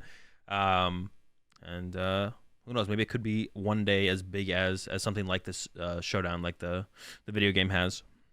Yeah, and I think it's going to be okay as long as they're not trying to monetize it, which I can't imagine they are. And to the like point of talking about how expensive it is for like the server space and stuff, I think like from what Dan's original tweet said, he kind of like understands that's the situation, and he just like is down, He's like, I love the game, want to fund it. That's like what my read is on this, at least, but I don't know, could be different. I'm sure they'll try to find a way to make it more feasible, and maybe just like imprint ads is like enough to keep the servers up and running. Who knows? Yeah. We will see. But moving on, just got to give a big shout out to Dragon Shield for being the sponsor of the Uncommon Energy podcast. Dragon Shield makes some of the best card gaming and tabletop gaming products and accessories on the market, including sleeves, binders, deck boxes, and much, much more. I rocked the Ivories this weekend at I did re-sleeve at like round. Is that a dual matte color? No, it's just a matte, I believe. Okay. Yeah. Yeah, I prefer the mattes overall. But yeah, I rocked the Ivories. They felt really good this weekend. The Ivories are good. I did re-sleeve at some point. I just sometimes I just get a feeling like I ended up using the Ivories as like I re-sleeved at like round 6 or something. It's just like sometimes I just need us to switch up the sleeves. I forget what You're I way started too off with. paranoid about this. Yeah, I probably am. Probably a little bit too paranoid. But ended up on the Ivories for the second half of, or the tail end of my tournament run, which wasn't enough to get me to day 2, but yeah, the Ivories felt good. So yeah, big shout out to Dragon Shield as always for sponsoring the podcast. You can find them over at you can find them over at their website, dragonshield.com/webshop/US or EU, depending on where you're from in the world. And of course, they're available pretty much everywhere. Local game stores, Walmart, Amazon, you name it, they're there. So be sure to check them out. And with that said, moving on to Guess That Flavor Text, and it's Chip's week to pick a card for me to guess. Guess That Flavor Text is where one of us picks a card, reads the flavor text on the card, and then it's up to the other host to try and guess which Pokemon that flavor text belongs to. If you get it right without using a lifeline, you get 4 points. For each lifeline you use, you do get 1 less point if you guess it. And the lifelines are what set the card is from, what stage the card is, and read an attack name from the card. Chip, I'm ready. Are you ready to give me a flavor text? I am ready to give you a flavor text, and this is going to be an interesting one. Definitely don't think you're going to get it, but some of our listeners at home stand a chance. All right, go ahead. Within its rugged shell, its cells have begun changing. The shell peels off the instant it evolves. So it goes... Okay, yeah, give it to me one more time. Within its rugged shell, its cells have begun changing. The shell peels off the instant it evolves. Man, I really have no clue on this one. I'm thinking of Pokemon with shells. I'm thinking of some kind of water Pokemon. So I'm thinking of like Shelder, maybe. And then Shelder evolves into Cloyster, I want to say. But then doesn't also Huntail and the other fish Pokemon both evolve from... I don't think it would be that. Huntail and that other Pokemon both evolved from, is it Clamperl? I believe. But that one, yeah, something of like things with shells. But it's not like a... First, we said shell, and I thought of like turtle Pokemon, but I don't think it's like a turtle Pokemon because they kind of evolve with their shells. The shell's not peeling off. So I'm going to need some lifelines here. So let's go with what stage the card is. It is. It's kind of interesting because the flavor text gives you a little bit of a hint to the stage, right? Because you know it evolves. Oh, yeah, so I know. But I guess I so do... you know it's not a stage 2, but it is a stage 1. Why couldn't it be a stage 2? Because stage 2s don't evolve, bro. They evolve from a... This Pokemon... What is the flavor text again? The last line says, the shell peels off the instant it evolves. Okay, so that means this Pokemon evolves. Okay, so but it's stage 1. Oh, well, now you gave me a lot more than I expected. So it's a stage 1. Shut up, Chip. So it's a stage 1 that evolves to a stage 2 Pokemon that has a shell. I'm still pretty stuck on this one, to be honest. Now I'm even like more stuck because then I was probably just about to guess Cloyster, to be honest. But now I actually don't know what to guess. The shell. So we have the stage. So it's a stage 1. What set is the card from? It is from Diamond and Pearl Secret Wonders. Dude, I have no... If it was going to be Diamond and Pearl, maybe a Secret... I do not remember what came out of Secret Wonders. That's the set that Telepath Gardevoir is in. I still don't think that helps me at all. Telepath Gardevoir's in there. That's still quite a bit before my time as well. That's like... I played when that card was legal, but the set came out before I started playing. Or about the time I started playing. No, it was before I started playing. It came out in like 2007. Yeah. Oh yeah, that's way before I started playing, or a little bit before I started, a couple years before I started playing. I don't know. I'm still just give me an attack name. Maybe this will help. Probably not. Protect Charge. Protect Charge. Dude, I have no clue what this is. I'm trying to all right. So he's got to go with a guess at this point. It's got a shell. Stage 1 evolves to a stage 2. Maybe the stage 1 of Aggron? I forget what it's called. It's Aaron. Something Aggron. I forget what the stage 1 is called, though. What is the stage 1 called? Aaron. What did we decide we would do in this instance? I forget. Aaron. Should I tell you what the Pokemon's name is that you're thinking of? Oh, it's Pupitar. You're going with Pupitar? I'm going Pupitar. It's locking Pupitar. That's solid. Dude, that is a super solid guess. A super solid guess. But that is incorrect. That is incorrect. It is not Pupitar. What was the word you kept saying over and over again? Within its rugged shell. The Pokemon is Shelgon. What is Shelgon? What is Shelgon? Yeah, which one? What is that? What does that evolve into? Salamence. Oh, yeah. Okay, I forget. What does Shelgon look like? It's like a raw. It looks like a ball, right? Pull up the card. It's Shelgon from Secret Wonders. Shelgon. It's a colorless. Before the dragon type existed, dragon types were colorless. Wait, which one was it from? Secret Wonders? Mm-hmm. Focus Energy and Protect Charge is the attacks. Focus Energy, honestly, would have probably been the better. Like, that would have been harder for me. I was trying to help you out, and I wasn't thinking you were going to get there. Shelgon from Secret Wonders. I don't even Honestly, remember. I'm impressed you got to Pupitar, though. That was genuinely, that was a solid guess. Yeah. I started thinking about stage 1s from that time, and I was like, okay, well, there's what was I going with initially? I was like, what does Aaron evolve into? I wonder if any of our listeners were thinking Metapod. That was something I was thinking or like Kakuna, that someone could think about that, because its cells have begun changing, like Metamorphosis, right? The Beedrill or the Butterfree, anything like that. Would have been a reasonable guess as well. I didn't even think about those Pokemon, to be honest.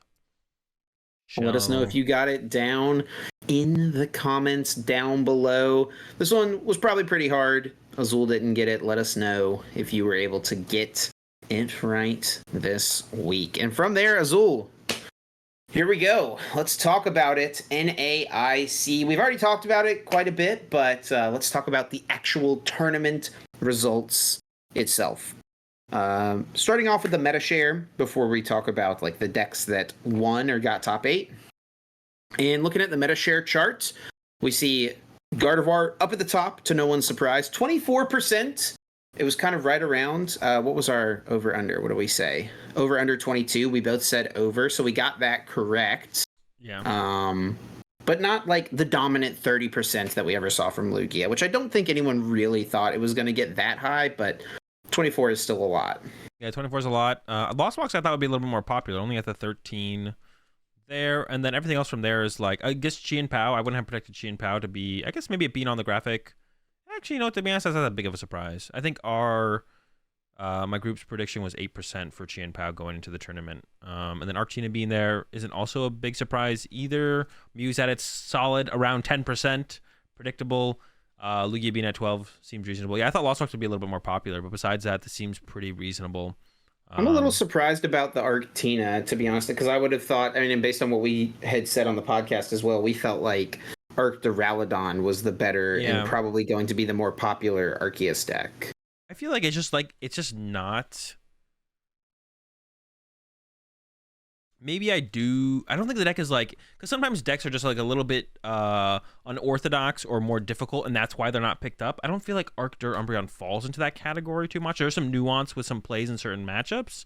Arctina is more straightforward, but not to like an extreme extent compared to Umbreon. So yeah, I guess but I feel like that has to be the reason why like people definitely favor the Arctina a little bit over the Umbreon. It's a little bit more straightforward for sure. But yeah, I do think the Arctur Umbreon is definitely the better of the two decks, and I think that kind of showed, I guess, in the end results of like the tournament at the end of the day. And then moving into day 2, Gardevoir actually dropping just a little bit, not too much. Yeah. 24% down to 22, really less than 2% change here. But, you know, I mean, in the times that Lugia was the best deck in the format, we would see like 30% day 1 up to 45% day 2, right? So are you surprised to I would have expected something similar, not like that high of a jump, but I would have expected like that mid to low 20% jumping up to close to 30% day 2. That's kind of what I would have thought. And I will say, like, Gardevoir was still the most popular deck, obviously, and has still performed very well, but I don't think it was as top heavy as I would have predicted, and I think as a lot of people would have predicted as well. Yeah, I guess that's fair. Yeah, I don't know. I don't think it's like that unreasonable that it did kind of drop. Usually, I mean, I feel like that's what we usually see from the deck that is the most known best deck in the format / most popular deck, is we usually see it drop off a little bit. I think generally, but I mean, stuff like Lugia, I guess, was maybe a little bit of an anomaly. It was the exception, right? Yeah. Lost Box gained a little bit of steam going into day 2. And then Arctur Umbreon did make a showing now on the graphic going into day 2.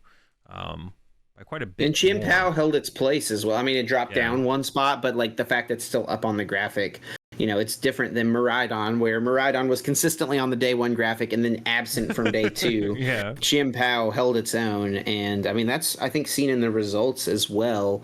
Overall, like, had a decent showing. I think a little bit better than maybe people would have expected. Yeah, there's like 3 in top 32, and then Mew, of course, holding its around 10% number. Like, Mew is almost like, it's like predictable at this point, like around 10%. It's like highs are like around 15%, but it's usually around 10% day 1, and it's usually around 10% day 2. Lugia also only dropping a little bit there from the 12 to 10. Didn't have a great showing overall in the tournament though, as far as like the end results go for it. And then yeah, Arceus Duraludon making its appearance on the day 2 graphic as well. So, which kind of makes sense a lot, especially alongside like our predictions where we're talking about it, kind of talking it up as the better of the 2 Arceus decks. Yeah, I mean, and that was shown in the final result as well, as Ian Robb did take Duraludon Umbreon to the finals. But I think we would be remiss if we did not start, when talking about results, by talking about the fact that Cyrus Davis won the event with Inteleon VMAX, Rapid Strike Urshifu VMAX. So, I mean, this is a deck that's definitely been on everyone's radar, but I don't think anyone would have predicted that this is the deck that would have won the tournament. I mean, I think if you look at the matchup spread for this deck, it's pretty favored into Gardevoir, pretty favored into Lost Box, but it struggles against Mew. It struggles against Lugia, and I mean, maybe does okay against Arceus. I feel like its Arceus Duraludon matchup is probably slightly unfavored. Ian did not draw super well in game 1, or obviously game 3 of the finals ended on turn 2. I don't know, Azul, your thoughts on the Inteleon Rapid Strike Urshifu deck, making it all the way to the finals and getting the win? Yeah, I mean, it is definitely good against, like, it's good against the 2 most popular decks, right? Gardevoir and Lost Box. So I think you're definitely favored against those 2, but then you do start to come up again. You come up a little bit short against a lot of the fringe matchups. And we actually even see here, Cyrus didn't even play any out for the Mew matchup. No Drapion, no Spiritomb, which is usually something you see in this deck. Is you see the Drapions, or maybe you see the Spiritomb nowadays. But yeah, Cyrus is being like, all right, I'm just gonna hope everyone else takes care of Mew, and I'm not gonna play any tech for it. I mean, there was a lot of Spiritomb, right? Like I think even Ian played it in the Arctur Duraludon. I played it in Guardy personally.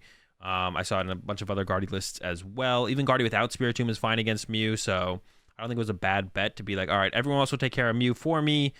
I'm going to go ahead and just, like, you know, hope to dodge them. So I think it was like a pretty reasonable bet. Just have a good match against the top 2 decks. But yeah, I think that the Arctur Umbreon matchup, I'm not too sure. I think Cyrus said in their interview after top 4, they thought the matchup was favorable if they go first. So it was like a close matchup. So it basically comes down to who goes first.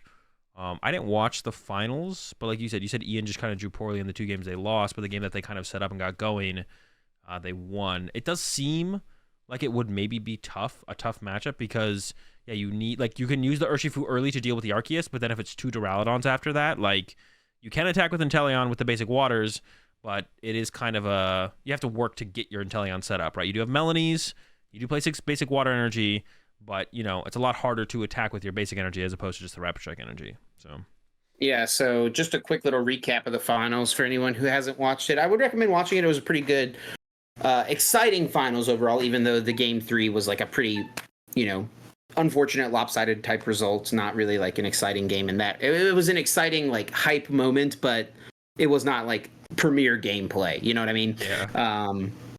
I saw the clip of in game 1, just to recap quickly for anyone. In game 1, Ian went first, won the flip, went first, which was huge in the matchup. I think both players felt like Ian started Duraludon, attached an energy, passed. That was it. Cyrus got pretty set up. I think got 3 Inteleon V into play and 2 Remoraid and Alakazam. Maybe it didn't get Alakazam down right away, but Cyrus had pretty much everything they wanted. And then Ian evolves Duraludon, pass. Doesn't even attach an energy. And then Cyrus kind of does a few things, attaches energy to Inteleon, and they go back and forth a little bit. It's a little clunky. Ian eventually, I don't remember exactly what happened. At some point, Cyrus did Iono Ian. It wasn't until Ian like did something though. I think it was like Ultra Ball down in Arceus, and then Cyrus played an Iono, I think, which I think seems reasonable, right? Mm-hmm. Because Ian hasn't been playing cards, so it's reasonable to think, okay, one of the clunky cards in his hand is probably an Arceus or a V-Star, right? So eventually we got to that point, and it ended up being like Cyrus was pretty ahead, but you could see how she was just like, even though got so many free turns in the beginning, she was just like a couple turns ahead. So if Ian had drawn just a little bit better, I think Ian probably would have won game 1, just based on the way the board kind of developed. In game 2, Ian went first, had a much better setup, had an active Arceus V, and Cyrus went for, I think, the correct greedy play. Like, we called it a little greedy, but I think it was like one of those instances where it like seems greedy, but it's the right play, because she only needed a Tower of Waters to pull this off. Had Lumineon for Melanie and Urshifu V, had the Rapid Strike energy. So if she just gets the Tower of Water, she gets to 100 Furious Blows, KO the Arceus, and just pretty much instantly wins the game. Didn't get it though. Sets up, game goes pretty long, Ian ends up winning. And then game 2, I don't know if you've seen game 3. I don't know if you've seen game 3 or not, Azul, but Cyrus goes first, starts a Rapid Strike Pokemon, benches an Urshifu, and attaches a Rapid Strike energy to it and passes.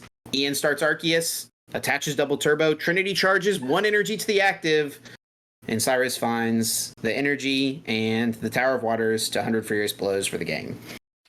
Yeah, I'll definitely go back and rewatch. I plan to like VOD review the whole tournament this week, so I'll see it. But yeah, if you don't know the ins and outs of that one, it seems like it's probably pretty close because yeah, like Urshifu lines up really well into Arceus earlier on, but like the Inteleon deck is just like not. I feel like it's not super good about using Urshifu aggressively. Like, there's no boss in the deck, right? Yeah, there's no boss as well, so you can't even pick. So they open like a 1 prize, or you kind of have to go through their active initially. So, yeah, it definitely seems like it could be close though, because like that initial power, or like a turn 2 Gmax Rapid Flow, KO the Arceus or punch the Arceus V-Star to the active, plus hit one of the Duraludon Vs on the bench just for 120. Like that's pretty impactful damage to like have available. So doing something like that turn 2 if you go first. So it does seem like it's maybe a big deal about getting those Duraludons evolved before the Urshifu can kind of sprinkle some damage on them. Also seems like a pretty big deal. So going first seems like a kind of a big deal in the matchup. But yeah, I'm not too sure who's like overall favorable. Like you said, the matchup was or the games were pretty lopsided one way or the other. Yeah, I mean, game 2 was like a good, solid game, I think. But Ian went first, right? So, yeah, overall, it was super exciting. A great win for Cyrus. Congratulations to her on the victory. And I have a little insight, I guess, because like I was backstage and I did the trophy presentation with Anna, the host. And Cyrus had the exciting moment, had the interview on stage, and then she came backstage, and it was just like having to sit there and catch the breath for a second. She had her hand on her chest, breathing in and out, slow breaths, because I mean, I just can't even imagine the whirlwind of not just winning in an IC, but like winning it in, like, there's a difference between winning a long, hard-fought game and then winning like a super fast game like that. It's like you're buckled in, ready for a long game, and then all of a sudden you're the champion 60 seconds or later, like 30 minutes before you would have expected it to be possible, you know? Yeah. So pretty cool, exciting moments for sure. But Cyrus did, of course, beat the Duraludon Umbreon. We thought this was the better way to play Arceus on the weekend, and there's not really anything like standoutish about Ian's deck, I don't think. It's pretty straightforward, pretty consistent. Ian, I think, is probably, you know, one of the top players in North America, so it doesn't really matter what he plays. Like, he's probably going to have a shot to do well, right? It is interesting that he chose to play this deck to me. I would not have thought that this was a deck that would have been on his radar as like a potential play. I don't know, Ian kind of plays a lot of different... I mean, last year Ian played Flying Pikachu, Inteleon, Arceus, Beedrill, so... Okay, sure. Yeah. Basically the same thing, Arc Pile. Back-to-back years with the exact same archetype from Ian. A little bit better this time around, though, of course. Yeah, I mean, yeah, we thought the deck was solid. It's one of those decks that I just have not had any personal time to like play with at all. So I'm definitely gonna be trying to pick it up this week though and play some games with it, especially like leading up to Worlds. Get some games in with this deck and just see how it flows and how much I actually like it or dislike it. Because it's definitely one of those decks that I've had no time, basically 0 games on. So, but yeah, I'm not a big. I mean, but like speaking about the deck in general, there was 3 Arceus Umbreon decks in top 8, and there would have been 4, right? That's what Toby was playing, right? Was Arceus Duraludon Umbreon? No, Toby was playing Arceus Giratina. Oh, okay. So there was still 3 Arceus Umbreon decks in top 8. Katron was not playing the Duraludon, so we can go over these lists first here. Actually, I'm not sure how different Labella's list was. Yeah, the big difference is Labella had the Panic Masks. And a Luminous Energy. Yeah, and a Volo. Yeah, so a lot more situational cards. No Path to the Peak. Supporter lineup is pretty similar. Neither of them were rocking the Hawlucha, which had become like a pretty big card in the deck, I feel like. Leading up to this tournament, it was played in a lot of builds to help with just like against Frostblock, Dragonite's the best attacker. Dragonite spreads damage to your own bench. Hawlucha pings plus Radiant Alakazam. Damage manipulation from the damage that Dragonite puts in play. Allows you to get extra prize cards on Comfy, stuff like that. No Hawlucha from either of these players. Still has the Alakazam plus Choice Belt combo to KO the Dragonite, but no Hawlucha for those extra Comfy prizes or more aggressive Comfy prizes later on. So a couple different things, but pretty similar builds, right? From the Bella. And then the Katron build was a little bit more wild. No Duraludon, did have the Hawlucha, had a Slacking V, had the Flying Pikachu, had the Medicham. The Medicham plus Hawlucha, they were definitely out for blood in the Guardy matchup, that's for sure. Because those two, that extra little bit of sprinkle of damage from the Hawlucha or even the loop from the Medicham can make a big difference up against Guardy to get those extended turn knockouts. I don't even know what you want to call that, but more knockouts than you should be able to get in one turn, I guess, is like the plan. Yeah, this deck is wild. It was pretty cool to watch play out. Katron actually had a 2 prize penalty lose him game number 2 in top 4. He won game 1. I think he was going to lose game 2 even if the 2 prize penalty hadn't happened, so it maybe was even just like better for him that there was more time on the clock, right? But it was just one of those things where he was playing the Japanese sleeves, which are a little stickier, I think, than just kind of the typical North American sleeves that a lot of people use. Like, and I mean, when I say Japanese sleeves, I mean like the like art sleeves, which look really good, but they're just like a thicker, stickier plastic material. So he goes to draw for turn, and the second card sticks to the other card, and it just flips over onto the table. Yeah. And it was kind of a, I mean, it's unfortunate. I don't want to call it funny, but it was kind of a funny moment because Katron, just being someone who's played for so long, recognized the situation. He saw the card flipped over, put it on top of his deck face up, and like they were talking to the judge. And it was about 2 seconds after they looked over and talked to the judge that Katron just picked all the cards up and went to the next game because he just understood, yep, I'm going to get a 2 prize penalty. Rowan at the time only had 2 prizes left, so the game was just instantly going to be over. So he's like, "Yep, let's just go. No reason to worry about waiting for the ruling. We'll go to game 3." Yeah, just go next. Get it right into it. So this one a little bit heavier on the disruption with the Iono. Because you don't really have the big attacker of the Duraludon, so a little bit heavier on disruption for the Lost Box matchup or even the Guardian matchup. But there's so many cards in here for the Guardian matchup: the Hawlucha, the Medicham, Alakazam, Lost City. Yeah, so the biggest difference is just no Duraludon, right? But you do have the Flying Pikachu, so I guess theoretically Lugia matchup is harder, but Lugia does struggle against Flying Pikachu as well. Flying Pikachu one-hit KOs Lugia, and then can't be attacked by any of the basic Pokemon. And none of the Lugias anymore are playing the Single Strike Urshifu. So, I mean, if you just get Flying Pikachu set up, it can usually prize race the rest of the game for you from there sometimes. As long So as is you take the out their slacking Lugias. just in here is a big hitter, you think? Just something that can come in and do a lot of damage? My guess would be moral support from the slacking. I did hear about a funny play. I don't know if it was Katron or someone else was playing the deck, but they turned 2 double turbo into double turbo and KO to Lugia. So that's kind of cool. 220? Oh my yeah, gosh. just 220 KO the lone Lugia V in play. So that's kind of cool. Yeah, I'm not sure I'm sure it trades into some matchup well, right? I'm not sure what the matchup is. Maybe mirror match? Ooh, it does have that 230 HP. Duraludon can't KO Yeah, it. what if there's what if there Mirror could match be deck? just a quad slacking turbo deck with double turbos, energy lotto, Melanie, path to the peak, bravery charm, give it a lot of HP, and just dunk on stuff. Fortress? Fortress, yeah, load it up, yeah. Oh, And wait, keep yeah, yourself that on the sounds- even prize cards as well. Well, But then you got to play the Pineco, and that's an odd prize your opponent can take for the ability. Oh, yeah, Path. Yeah, Path. We're chilling. Yeah, sure. We're a disruption 1-hit KO active type deck. We got it working. Mhm. Yeah, it'll work out. I don't know. That could be cool. I mean, only does 260, so you have to you're not actually even KOing Arceus unless you have a choice spell involved as well. VMAX is also kind of sit out of range. Yeah, I don't know.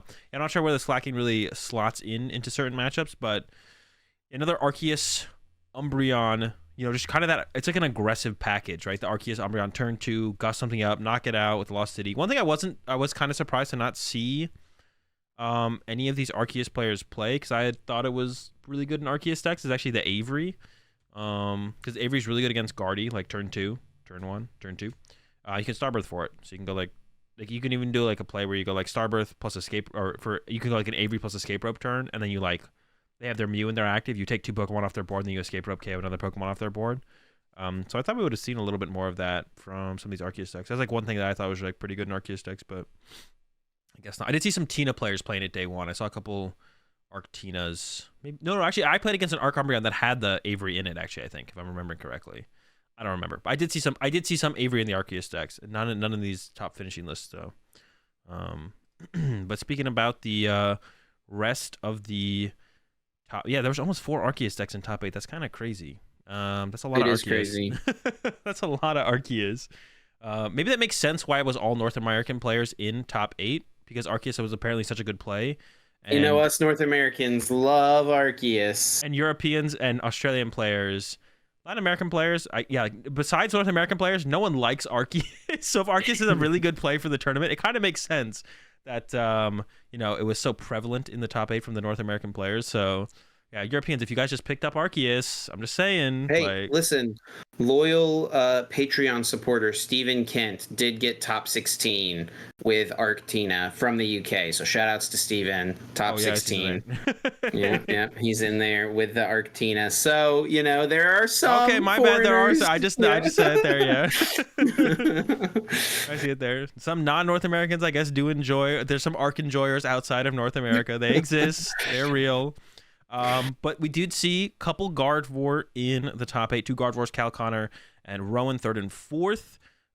So we didn't see any Gardevoir in the finals, which I think this is the first major tournament since Paldea Evolved cards have been all in a format that Guardy has not been in the finals.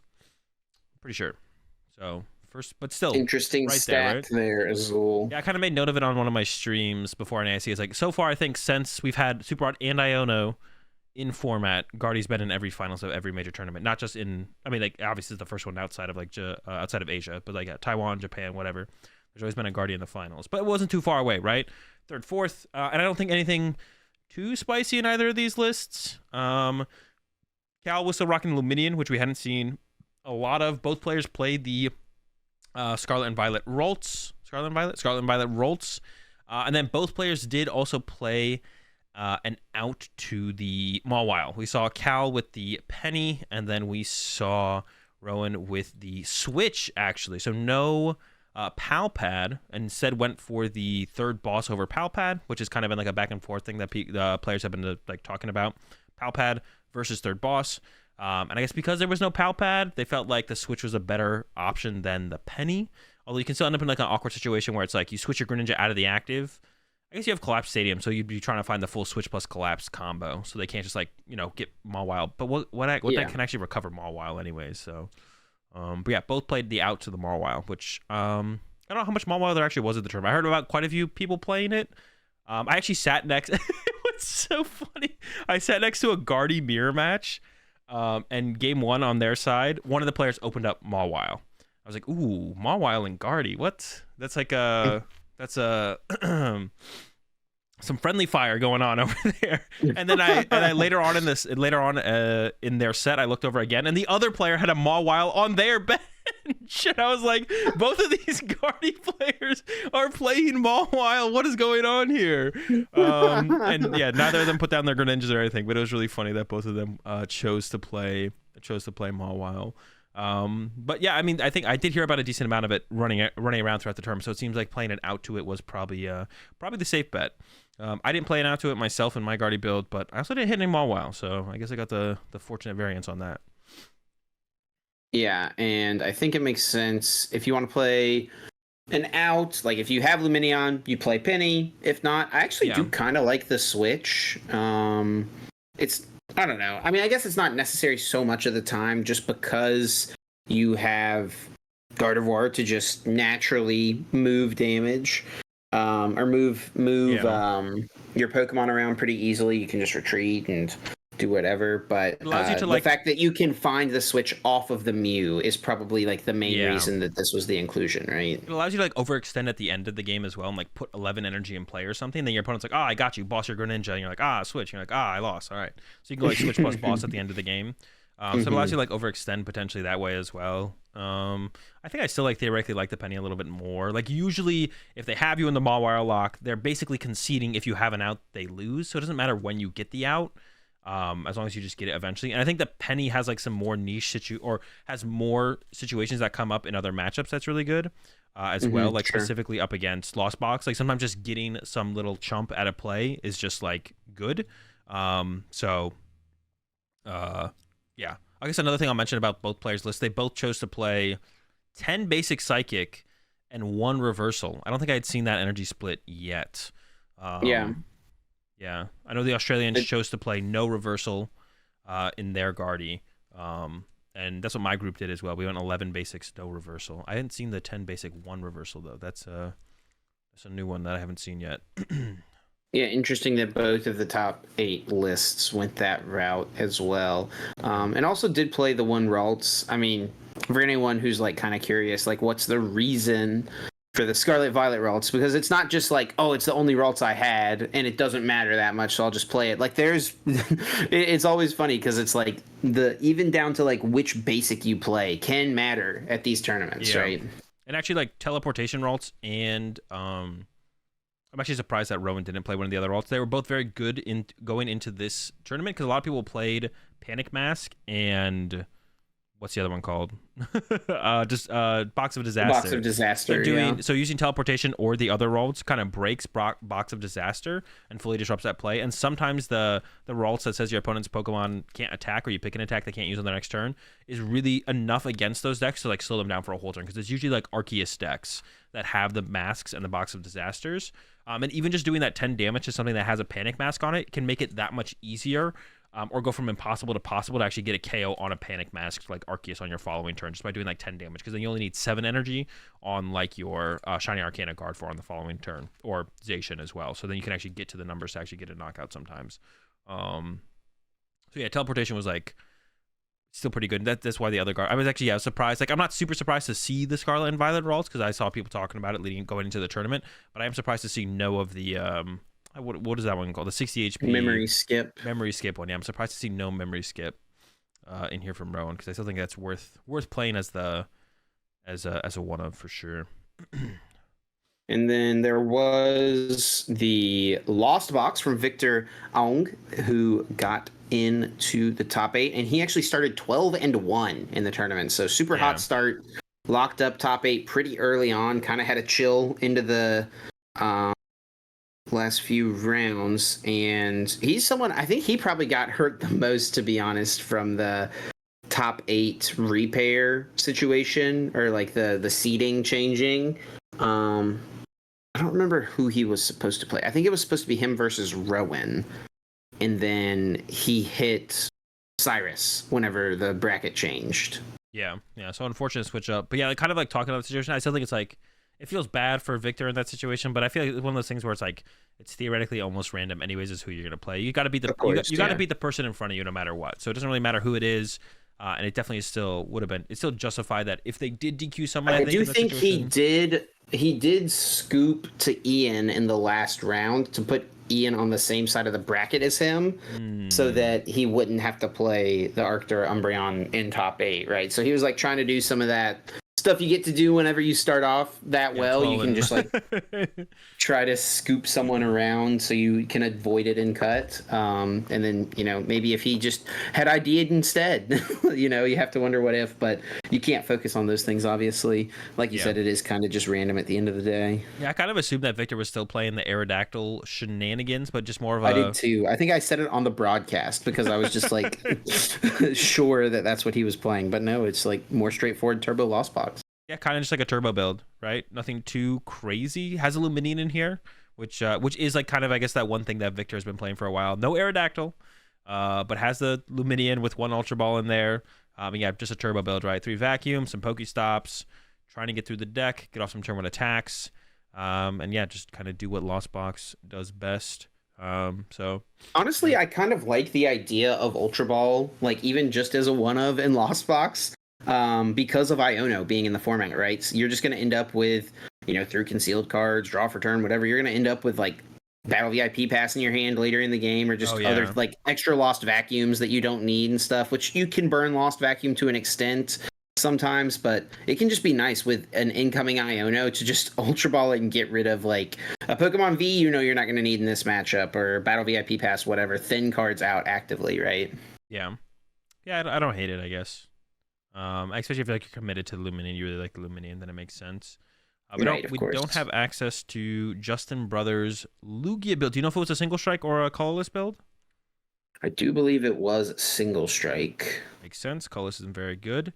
But I guess the other deck we could highlight, I guess, here out of this, out of the day 2 decks that we have available, is the highest placing Chien Pao deck, which was a pretty interesting build. Super aggressive build. The Cross Switchers, 2 Canceling Cologne, and Pokestops, alongside an Arceus line to set up those big combos. No Palkia, no B-Barrel, and there was the Mew in there with the Mysterious Tail, which makes sense when you're trying to combo all these item cards together. And a card that I like seeing in here, which is like, in my testing with Chien Pao, leading up to Nancy, which wasn't very much, but I came to the conclusion towards the end of it, I was like, you know what, Avery seems really good in here, because I don't really have a supporter I want to play, but Guardy has way too many Pokemon on their bench. So they do have the Avery in here, which I think is just like a really, like I was even mentioning with the Arceus decks, I think Avery's just really good against Guardy. So super aggressive build here. I'm actually kind of surprised to see no Escape Rope but the Avery in here. I guess they do have the Cross Switchers, but yeah.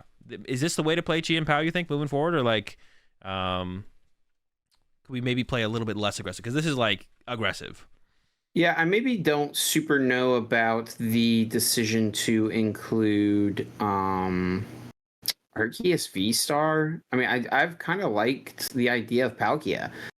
It's just kind of gets you, it's a little bit of like Baxcalibur security, if you're unable to get a Baxcalibur, but you got the potential of a turn to Star Portal, you can still, make Greninja or Chien Pao happen for a lot of damage. And sometimes all you need is just to close out the game with something with a little more HP. And that's what, I mean, I guess you can attack with Arceus as well, but Origin 4 Palkia V-Star does more damage, theoretically, in most matchups.